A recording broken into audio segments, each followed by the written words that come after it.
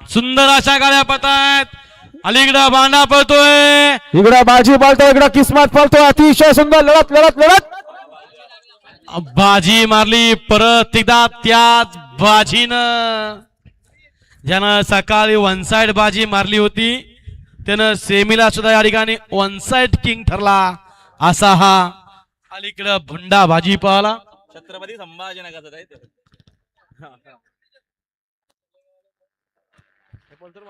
आला बराच लांबून आणि बऱ्याच लांबून येऊन या ठिकाणी सिद्ध करून परत एकदा दाखवलं.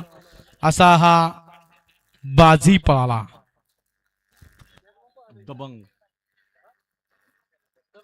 दबंग आणि त्याला साथ दिली दबंगनं.